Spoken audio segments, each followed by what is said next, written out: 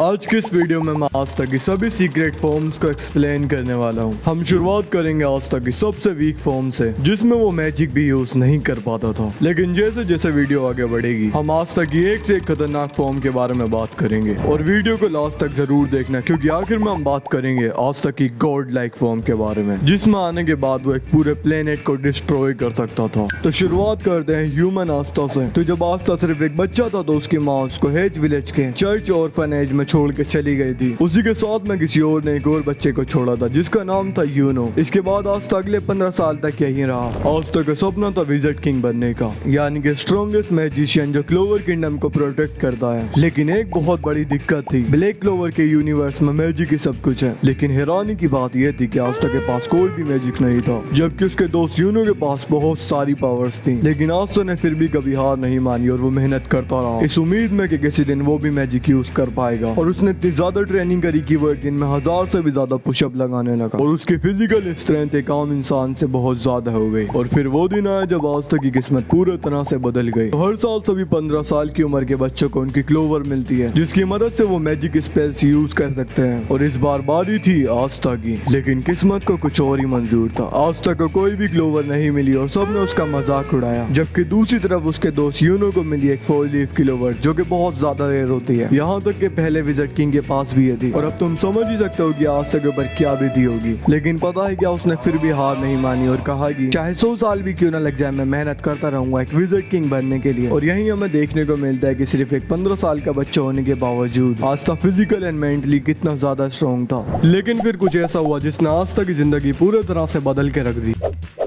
Uno की clover को चुराने के लिए एक अजीब आदमी आ गया, जो कि इतना ज्यादा स्ट्रॉन्ग था कि यूनो भी कुछ नहीं कर पाया। और जब आस्था को ये दिखा तो वो वहां पहुंचा यूनो को बचाने के लिए। लेकिन उस आदमी ने आस्था को इतना मारा और भला बुरा बोला कि एक टाइम के लिए आस्था ने खुद मान लिया कि वो बेकार और कभी भी विजिट किंग नहीं बन सकता। लेकिन फिर यूनो ने आस्था का हौसला बढ़ाया ये बोल के कि वो दोनों राइवल्स हैं। और फिर आस्था एक और बार उठा उस आदमी से लड़ने के लिए, और अचानक से उसके सामने एक 5 लीफ क्लोवर आ गई, जिसके अंदर एक डीमन होता है। और उसमें से एक तलवार भी निकली जिसका नाम था डीमन स्लेयर, जिसकी मदद से आस्था ने एक ही अटैक में आदमी को हरा दिया। आज तक इस क्लोवर में 4 तलवारें हैं, जिनके बारे में हम आने वाली फॉर्म्स में बात करेंगे। हालांकि अगर डीमन स्लेयर की बात करें तो ये काफी बड़ी और भारी तलवार है, जिसको आज तक के सिवा कोई भी नहीं उठा सकता। और उसमें एबिलिटी है किसी भी तरह के मैजिक को न्यूलिफाई एंड कट करने की, जैसे कि वो दूसरे के मैजिक को टुकड़ों में काट सकता है और उसको रिफ्लेक्ट भी कर सकता है। लेकिन ये तो कुछ भी नहीं है, क्योंकि आज तक की नेक्स्ट फॉर्म में वो सिर्फ एक आम इंसान नहीं रह जाता, बल्कि एक मैजिक नाइट बन जाता है और लैंड ऑफ द सन की एक सीक्रेट टेक्निक को सीखता है। तो एक 5 लीफ क्लोवर मिलने के बाद आस्था यूनो के साथ मैजिक नाइट एंट्रेंस एग्जाम देने के लिए चला जाता है, जहां उसका सामना बाहा से होता है, जिसको आस्था एक ही अटैक में हरा देता है। लेकिन ये सब देखने के बाद भी कोई मैजिक नाइट कैप्टन आस्था को अपनी टीम में नहीं लेता। लेकिन फिर कैप्टन यामी आस्था का हौसला देख के उसको ब्लैक बुल्स में ले लेते हैं। दूसरी तरफ यूनो ज्वाइन होता है सबसे स्ट्रॉन्गेस्ट ग्रुप गोल्डन डाउन में, और इसके बाद आस्था अपने पहले मिशन पर जाता है, जहाँ उसका सामना होता है मार्स नाम के एक विलन से। और वैसे तो आस्था की तलवार बहुत ओवर पावर्ड है, लेकिन उसमें एक दिक्कत है। तो जैसे कि मैंने बताया कि डीमन स्लेयर एक बहुत भारी और बड़ी तलवार है, इसलिए इसको तेज स्विंग करने में आस्था को बहुत दिक्कत होती है। ऐसे में आस्था के ऊपर अगर कोई भी फास्ट अटैक करता है तो वो आस्था को हरा सकता है, जो कि होता भी है जब मार्स आस्था के ऊपर बहुत फास्ट अटैक करके उसको हरा देता है। लेकिन फिर आस्था को मिलती है उसकी दूसरी तलवार डीमन ड्यूल है। ये एक नॉर्मल साइज की तलवार है, जिसको आस्था आराम से स्विंग कर सकता है और फास्ट अटैक से बच सकता है। इस तलवार में एबिलिटी है माना स्टोर करने की, जिसकी मदद से आस्था दूसरों के माना को स्टोर करके मैजिक स्लैश मार सकता है, और साथ ही में वो एंटी मैजिक के स्लेज भी मार सकता है। लेकिन मिडनाइट सन आर्क के दौरान आस्था का मुकाबला लीच नाम के केल्फ से होता है, जो कि इतने ज्यादा तेज अटैक करता है कि आस्था के लिए मुश्किल हो जाता है उनसे बचना। जबकि दूसरी तरफ कैप्टन यामी बिना देखे उन अटैक से बच जाते हैं, और इसका रीजन होता है की, एक ऐसी टेक्निक जिसकी मदद से पावर ऑफ 6 सेंस मिल जाती है। और यहाँ पे आस्था इसको भी सीख लेता है, जिसके बाद वो पर्पल ओकरा के कैप्टन को आराम से पकड़ लेता है, जबकि वो अपने मैजिक से गायब हो गए होते हैं। अभी भी आस्था की 6 फॉर्म्स बाकी हैं और लास्ट वाली में तो वो गॉड ही बन जाता है। लेकिन उससे पहले आइए बात करते हैं आस्था की डेविल फॉर्म के बारे में, जिसमें आने के बाद वो एक मैजिक नाइट कैप्टन जितना पावरफुल हो जाता है। तो तुम्हें पता ही होगा कि आस्था की पहली तलवार डीमन स्लेयर मैजिक को अब्सॉर्ब करती है। लेकिन क्योंकि आस्था के पास कोई भी तलवार नहीं है, इसलिए इसका असर उस पर नहीं होता, बल्कि जिस तरह से इन तलवारों के अंदर एंटी मैजिक फ्लो होता है, उसी तरह से आस्था की बॉडी में भी एंटी मैजिक फ्लो होता है, जिसकी मदद से वो कुछ हद तक अपने डेविल की पावर्स को यूज कर सकता है। लेकिन वो ऐसा नहीं कर पाता है अपनी बॉडी की लिमिट्स के वजह से। लेकिन फिर विच क्वीन आस्था की उन लिमिट्स को हटा देती है, जिसके बाद हमें देखने को मिलती है आस्था की ब्लैक फॉर्म। नहीं, इसमें वो काला नहीं हो जाता, बल्कि उसकी बॉडी के कुछ पार्ट एंटी मैजिक से कवर हो जाते हैं। साथ ही में आस्था के सर पर एक सींग आ जाता है और उसकी पीठ पर एक पर आ जाता है, और उसको एबिलिटी मिल जाती है तोड़ने की। साथ ही वो उसकी स्पीड इतनी ज्यादा होती है कि लगता है कि वो एक जगह से दूसरी जगह टेलीपोर्ट हो रहा है। लेकिन एल्फ रिकार्नेशन आर्क के दौरान एक एल्फ आस्था के गांव पर अटैक करके उनको पॉइजन कर देता है और यहाँ आस्था की कोई भी तलवार काम नहीं आती। सबको लगता है कि वो मरने ही वाले हैं, लेकिन तभी आस्था की क्लोवर में से एक और तलवार निकलती है और जैसे ही आस्था उसको गाँव वालों के पास लेकर जाता है, उनके ऊपर जो पॉइजन होता है वो हट जाता है, क्योंकि इस तलवार के अंदर एबिलिटी होती है किसी भी तरह के स्पेल को अंडू करने की। यहाँ तक कि आस्था इसकी मदद से रिकार्नेशन स्पेल तक को तोड़ देता है। इसके बाद आस्था यूनो के साथ मिलकर पेट्री और ज़ेग्रेट से फाइट करता है और इस पॉइंट पर आस्था एक मैजिक नाइट कैप्टन से भी ज्यादा ताकतवर हो जाता है। लेकिन एक महान कैरेक्टर ने कहा है कि every jutsu has a weakness और आस्था की इस फॉर्म में भी एक बहुत बड़ी दिक्कत है। तो इस फॉर्म में आस्था ऑटोमेटिकली स्ट्रॉन्ग मैजिक की तरफ अटैक करता है बिना उसकी मर्जी के, जिसकी वजह से कभी कभी वो दुश्मन की तरफ अटैक करने के बजाय कहीं और ही चला जाता है और वो इसको सिर्फ दिन में 2 बार ही यूज कर पाता है 5 मिनट के लिए। लेकिन आस्था की जिस नेक्स्ट फॉर्म के बारे में हम बात करने वाले हैं उसमें उसकी सारी वीकनेस खत्म हो जाती है और हमें देखने को मिलती है ट्रू ब्लैक। हार्ट किंगडम में 6 महीने ट्रेनिंग करने के बाद आस्था पूरी तरह से बदल जाता है। उसकी बॉडी फिजिकली पीक पर आ जाती है और उसकी स्पीड स्ट्रेंथ बहुत ज्यादा बढ़ जाती है और वो अपनी स्वॉर्ड को और भी ज्यादा अच्छे तरीके से कंट्रोल करना शुरू कर देता है, जैसे कि वो डीमन स्लेयर के ऊपर खड़े होकर उड़ सकता है और उसका नाम लेकर अपने पास बुला सकता है और अब वो स्ट्रॉन्ग मैजिक की तरफ अटैक करने के बजाय अपनी मर्जी से किसी के ऊपर भी अटैक कर पाता है। लेकिन इतना पावरफुल होना भी काफी नहीं होता लूसीफेरो के डेविल होस्ट दांते को हराने के लिए और वो आस्था को इतने बुरे तरीके से मारता है कि आस्था को उसके डेविल लीबे के साथ एक कॉन्ट्रैक्ट करना पड़ता है, जिसमें आस्था अपने एक हाथ के बदले उसकी कुछ पावर्स ले लेता है। वहीं दूसरी तरफ कैप्टन यामी भी दांते को रोक नहीं पाते और वो आस्था से मदद मांगते हैं, लेकिन दांता आस्था की तीनों तलवारों को दूर फेंक देता है और फिर कैप्टन यामी आस्था को अपनी कटाना देते हैं, जिसके बाद वो कटाना एंटी मैजिक से कवर हो जाती है और आस्था एक ही स्लैश में दांते को हरा देता है, जिसके बाद ये कटाना आस्था की ग्रोमर में ही स्टोर हो जाती है। लेकिन इसके अगले ही पल यहाँ एक और डेविल होस्ट आके कैप्टन यामी को किडनैप करके लेके चला जाता है और आस्था कुछ भी नहीं कर पाता और इसके बाद आस्था का सामना इंसानों से नहीं बल्कि डेविल से था और हो सकता है कि तुम्हें लगे कि आस्था उनको हरा नहीं सकता, लेकिन आस्था की जिस नेक्स्ट फॉर्म के बारे में हम बात करने वाले हैं उसमें वो किंग ऑफ डेविल जितना पावरफुल हो जाता है। तो ये डेविल होस्ट कैप्टन यामी और विलियम को किडनैप करके लेके चले जाते हैं ताकि वंडरवर्ल्ड से सभी डेविल्स को निकाल सके और इनको रोकने के लिए आस्था और काफी सारे मैजिक नाइट्स आते हैं। साथ ही में आस्था ब्लैक बुल के वाइस कैप्टन की मदद से लीबे के साथ एक कॉन्ट्रैक्ट भी करता है, लेकिन आस्था उसको अपना गुलाम बनाने के बजाय एक बराबरी का कॉन्ट्रैक्ट कर लेता है, जिसकी वजह से वो लीबे की पूरी पावर्स को यूज नहीं कर पाता। लेकिन नाच के एक डेविल के साथ काफी दिनों तक ट्रेनिंग करने के बाद आस्था इस फॉर्म को सीख लेता है। इस फॉर्म में आने के बाद आस्था की बॉडी एंटी मैजिक से कवर हो जाती है और उसके सर पर 2 सींग और उसकी पीठ पर 2 पर आ जाते हैं और आस्था की एक पूंछ भी आ जाती है और वो काफी हद तक एक डेविल के जैसे दिखने लगता है। साथ ही में आस्था की स्पीड ऑफ लाइट जितनी हो जाती है और वो एक ही स्लैश में एक एंशिएंट डेविल को हरा देता है, जिसको क्लोवर किंगडम के सभी मैजिक नाइट भी मिलकर रोक नहीं पा रहे थे। और आस्था यहाँ रुकता नहीं बल्कि स्पेड किंगडम में जाके 2 सुप्रीम रैंक डेविल से फाइट करता है, जिनको रोकने में कैप्टन जे को नाच तक की फट रही थी, लेकिन आस्था एक ही अटैक में उनमें से एक को हरा देता है और जब वो दोनों एक साथ मिलकर अटैक करते हैं तो आस्था उनको भी स्लैश मार के हरा देता है। और इस फॉर्म में आने के बाद आस्था एक पूरी कंट्री को डिस्ट्रॉय करने जितना पावरफुल हो जाता है। लेकिन अगेन इस फॉर्म में भी कुछ दिक्कत होती है, जैसे कि आस्था की लिमिट अभी भी 5 मिनट की थी और वो अभी भी लीबे की 100% पावर को यूज नहीं कर पा रहा था, जिसकी वजह से जब उसका सामना किंग ऑफ डेविल से होता है तो वो आस्था को इतना बुरा मारता है कि एक ही अटैक में आस्था अधमरा हो जाता है और फिर हमें देखने को मिलती है ट्रू डेविल फॉर्म और साथ ही में एक ऐसी टेक्निक जो कि आस्था के सिवाय कोई भी यूज नहीं कर सकता। तो लीबे आस्था को अपनी पास्ट की मेमोरीज बताता है, जहाँ आस्था को पता चलता है कि लीबे आस्था की माँ से कितना प्यार करता था एक बेटे के रूप में, और जब आस्था और लीबे एक दूसरे को पूरे तरह से एक्सेप्ट कर लेते हैं, एक मास्टर और सर्वेंट के जैसे नहीं बल्कि एक भाई के जैसे, तो इनकी सभी लिमिटेशन हट जाती हैं और फिर आस्था ट्रू डेविल फॉर्म में आता है। इस आने के बाद आस्था की बॉडी का हर एक हिस्सा एंटी मैजिक से कवर हो जाता है, जिसकी वजह से उसकी तरफ आने वाले मोस्टली मैजिक अटैक खत्म हो जाते हैं। यहाँ तक कि लूसीफेरो की ग्रेविटी मैजिक का असर भी आस्था के ऊपर नहीं होता और आस्था बिना किसी लिमिट के एंटी मैजिक को यूज कर पाता है और उसकी रो स्पीड स्ट्रेंथ काफी हद तक बढ़ जाती है। फॉर एग्जाम्पल, जिस लूसीफेरो ने आस्था को एक ही अटैक में अधमरा कर दिया था, आस्था उसके अटैक को आसानी से रोकता है और उसके ऊपर एक जोरदार अटैक करता है और आस्था एक और एबिलिटी को मास्टर करता है जिसका नाम है डीमन स्लेयर इक्विनॉक्स। ये कितना भयानक अटैक है कि इसके बीच में आने वाली सभी चीजें कट जाती हैं और इसमें एबिलिटी है सिलेक्टिव अटैक की, मतलब आस्था जिसके ऊपर चाहे इसका असर सिर्फ उसके ऊपर ही होगा और किसी के ऊपर नहीं, जिसकी वजह से एक बहुत ज्यादा रेयर और खतरनाक एबिलिटी है। लेकिन अफसोस की बात यह है कि आस्था इतना ज्यादा ताकतवर होने के बाद भी हमारी कहानी के इस विलन लूसियस को हरा नहीं पाता है और इसकी वजह होती है आस्था की सबसे बड़ी कमजोरी। फाइनली हम बात करने वाले हैं आस्था की गॉड लाइक फॉर्म के बारे में, जिसमें आने के बाद वो एक विजर्ड किंग से भी ज्यादा ताकतवर हो जाता है और उसको कुछ ऐसी एबिलिटीज मिलती हैं जिसकी मदद से वो एक 5 हेड ड्रैगन को सिर्फ एक ही अटैक में मार देता है। तो विजर्ड किंग के हाथों लगभग मरने के बाद आस्था पहुंचता है द लैंड ऑफ सन। हाँ, ये कैप्टन यामी का होम टाउन है और यहाँ आस्था की मुलाकात कैप्टन यामी के बचपन के दोस्त रियुया से होती है। लेकिन यहाँ तो कुछ अलग ही सिस्टम होता है क्योंकि यहाँ के लोग सुप्रीम रैंक डेविल से भी ज्यादा ताकतवर होते हैं और तुम्हें यकीन नहीं होगा कि आस्था उनसे ट्रू डेविल यूनियन फॉर्म का यूज करके फाइट करता है। लेकिन वो आस्था को कुत्ता बना बना के मारते हैं और फिर हमें पता चलता है इन लोगों का इतना ज्यादा ताकतवर होने का रीजन। तो यहाँ के लोग यूज करते हैं जेटन नाम की एक एबिलिटी को। इसको आसान शब्दों में समझो तो अपनी सभी एनर्जी को एक पॉइंट पे फोकस करके अटैक करना। तुम सोच रहे होगे कि इसमें इतना खास क्या है, ये तो कोई भी कर सकता है, लेकिन तुम गलत हो, क्योंकि जेटन को यूज करने के लिए की को सीखना बहुत ज्यादा जरूरी होता है। क्योंकि पहले तुम्हें की मदद से अपने एनिमी की मूवमेंट को प्रेडिक्ट करना होगा और जैसे ही तुम्हें ओपनिंग मिलेगी तुम ऑल एनर्जी को फोकस करके अटैक करोगे, जिसके बाद सामने वाला बंदा बच नहीं पाएगा। और क्योंकि आस्था को पहले ही की आती है इसलिए वो जेटन के बेसिक्स तो कर लेता है, लेकिन बहुत सारी ट्रेनिंग करने के बाद भी आस्था उसको यूज नहीं कर पाता। पर फिर लैंड ऑफ द सन का स्ट्रॉन्गेस्ट बंदा आस्था को उसकी सबसे बड़ी कमजोरी के बारे में बताता है। लेकिन आस्था की वो कमजोरी क्या है, वो जेटन कैसे सीखता है और उसकी मदद से क्या क्या करता है, वो मैं तुम्हें अपनी आने वाली मांगा एक्सप्लेन वीडियो में बताऊंगा। अभी के लिए इतना जान लो कि आस्था इस टेक्निक को मास्टर करके फाइट करता है एक 5 हेड ड्रैगन से, जिसको हराने के लिए उसके 5 सरों को एक साथ काटना होगा। लेकिन लैंड ऑफ द सन में कोई भी ऐसा नहीं कर पा रहा था और फिर आस्था जेटन का यूज करके उस ड्रैगन को एक ही अटैक में हरा देता है। और उसका अटैक इतना ज्यादा पावरफुल होता है कि लैंड ऑफ द सन में इतने समय से जो बादल थे वो तक कट जाते हैं और आसमान साफ हो जाता है। और इस पॉइंट पर आस्था कितना ज्यादा पावरफुल हो गया है तुम समझ ही सकते हो। और अब उसका सामना है बुरे विज़र्ड किंग से,